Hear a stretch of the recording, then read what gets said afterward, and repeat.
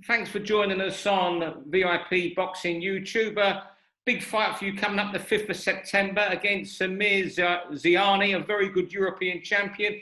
How important is this fight for you in your quest to continue pushing towards world honours? It's very important. Every fight's important to me.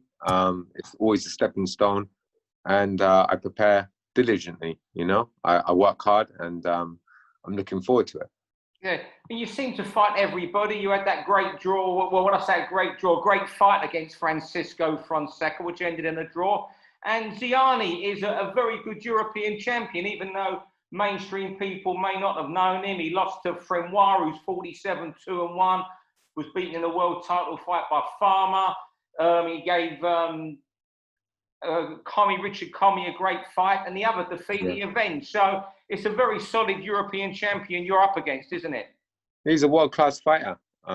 He's tough, and this is what boxing is about. It's about fighting good opposition. If anyone can pad their record, anyone can impress people down the local pub and think that there's something that they're not. It's about fighting good opposition, and I want to be a great world champion, and to do that, I need to beat solid opposition, because at the end of the day, people can get, especially in this day and age, a title shot, but from fighting bums or something like that, padding their record, but they can't be a solid world champion, because if you don't fight opposition coming up like that, you're not going to hold a solid title. I mean, as I say, you're doing it the hard way, where you look at your record, where you've fought, where you've sparred and everything, which we'll speak about later. What do you make of these guys that, get these world title shots, have 20 fights and beat about 5 people with winning records and get a #1 ranking? It's boxing politics, It's been littered. Boxing's been littered with politics since the beginning of time, But yeah, it's just a lot of these paper titles and promoters, they plot, boxing how it is, Steve.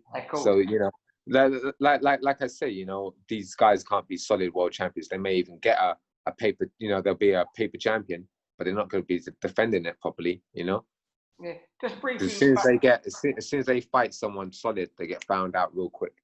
This is a truth game, Yeah, I mean, it's that you go back to your last fight against Fonseca. I mean, world-class opponent, world title challenger. What was your emotions after that fight? Because it was a draw, but you were involved in one of the best fights of the year.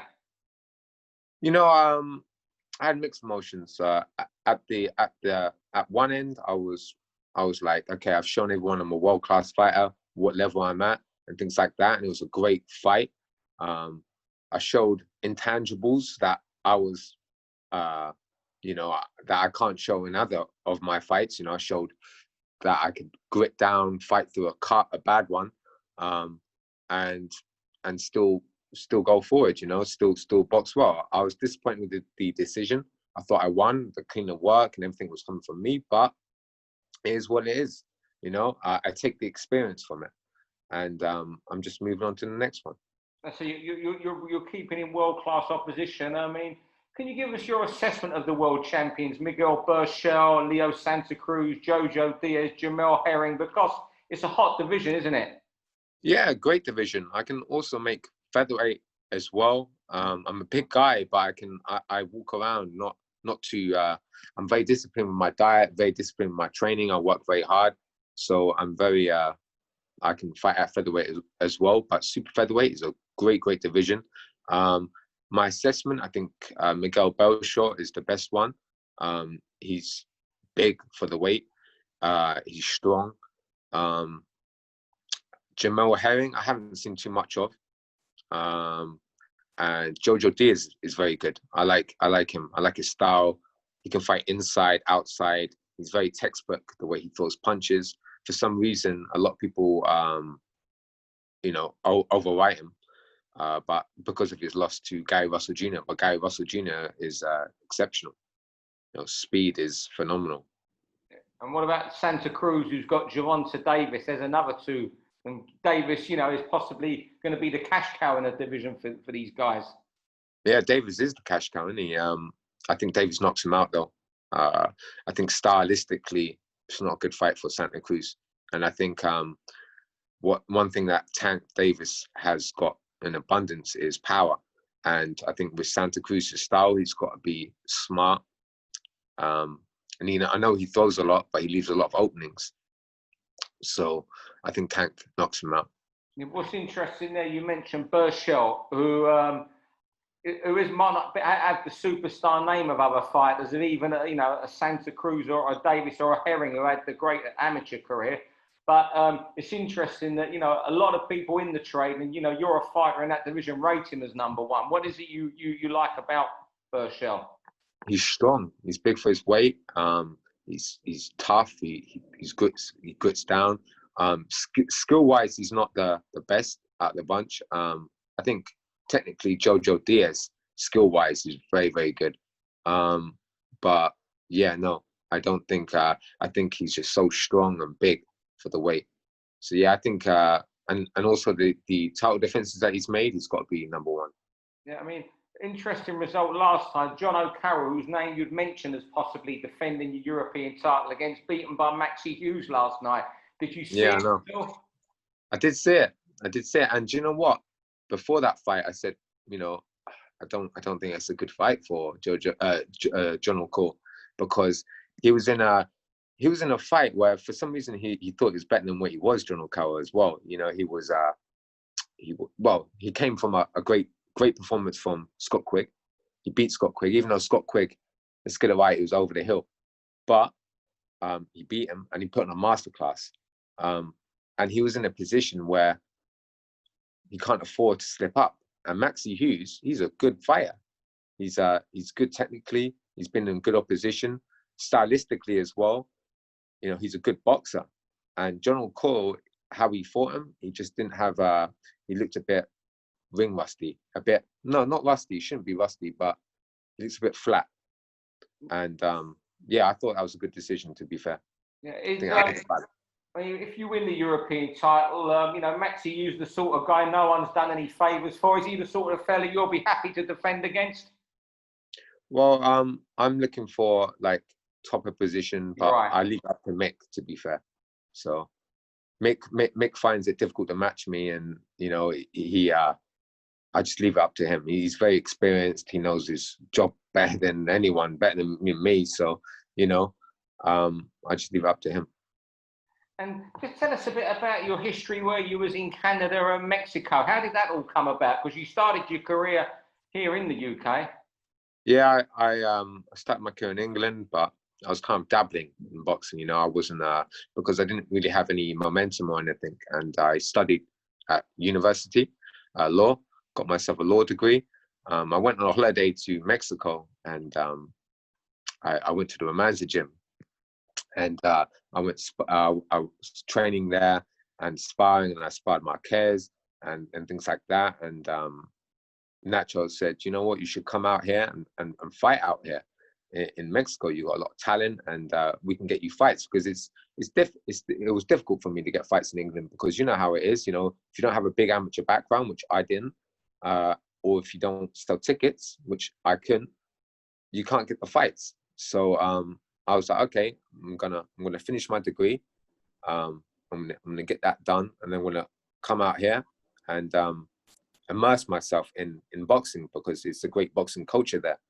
And you either do or you don't. You have to do something, especially boxing. You can't play at it.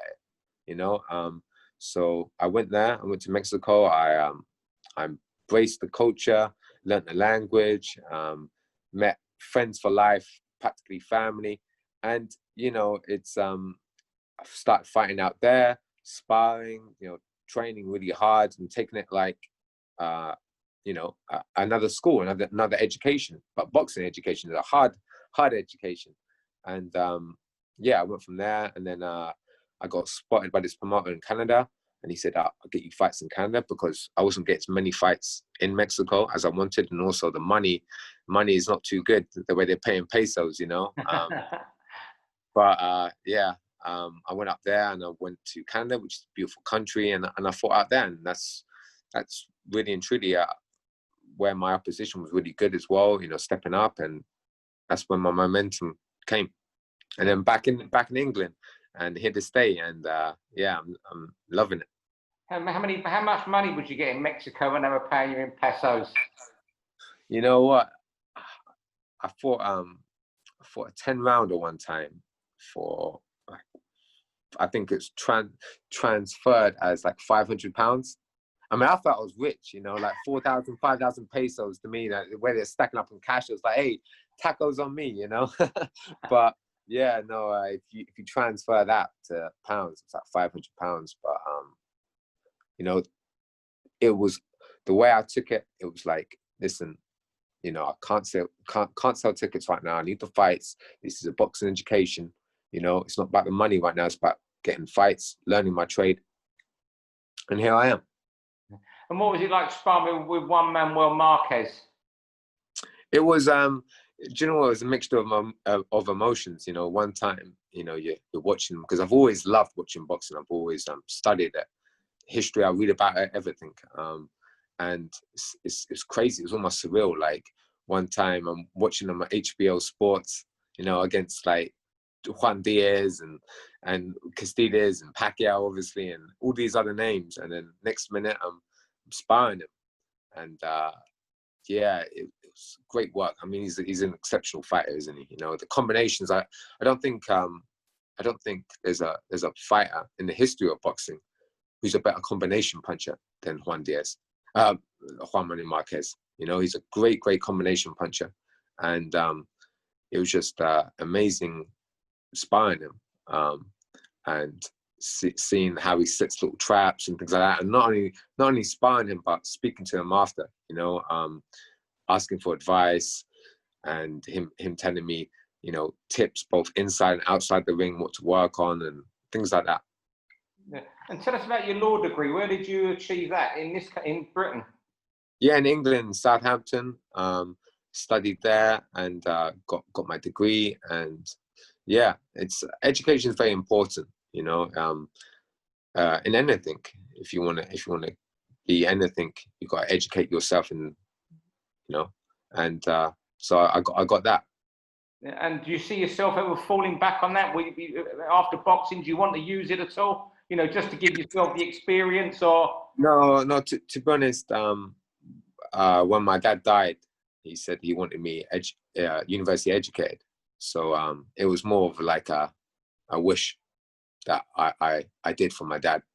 But do I see myself falling back on the law degree? No, because I see myself as a great world champion, and going into business probably after, or you know, maybe managing fighters or something like that, because I do love boxing, and I feel that I can really help fighters progress in their career. You know what? You must already be a great manager. You've been all over the world. So you know how hard it can be. You know, and now to get your world title shot, you're having to fight proper fighters. Yeah, exactly. You know, I pride myself on being a kind of like a throwback fighter. You know, I don't like to fool people. I don't like to fool myself. You know, I don't like to fool anyone. So I don't want to pad my record. I want to fight often. I want to fight frequently, because I feel that the more I'm in the ring, the better I am. But solid opposition, good opposition, because like you said, you know, a lot of people can fight, you know, some of these Eastern Europeans, you know, who come over and get bowled over, knocked out inside a round, you know, and then they've got like a high knockout ratio. And then when they fight someone that's really good, they get found out real quick, you know. Like I said, boxing's the truth game, you know, and everything that shows in the ring shows the person. And of course, before we let you go, fighting on Channel 5 terrestrial TV, free to air, you're going to make you the most watched boxer in Britain this year. I know. It's amazing. The TV viewing figures are fantastic at Channel 5. Yeah, and it gives me a great audience and things like that. So yeah, it's fantastic. Alex, thanks very much for joining us today. Thank you, Stephen. Thank you. Thank you for giving us your time. We'll let you get off to your training now. Nice one. Thank you. Thank you. For all boxing info, news and latest interviews, amateur and pro, across the north, click and subscribe. VIP Boxing Promotions. Also Twitter, Instagram and Facebook.